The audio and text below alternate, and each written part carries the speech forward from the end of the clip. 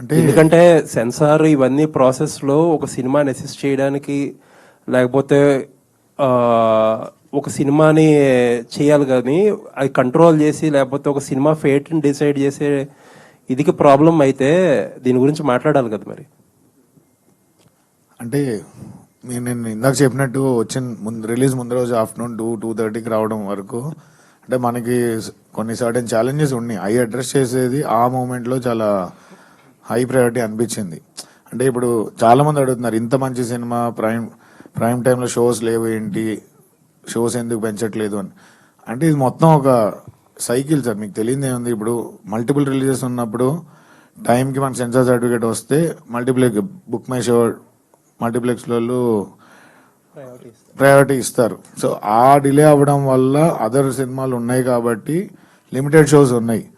So ఆ loop continue అవుతూ ఉండింది. దాన్ని ఓవర్కమ్ చేయడానికే మీరందరూ ఇచ్చిన రివ్యూస్ కానీ, చూసిన వాళ్ళు ఇచ్చిన రివ్యూస్ కానీ అవుట్ స్టాండింగ్ ఉన్నాయి.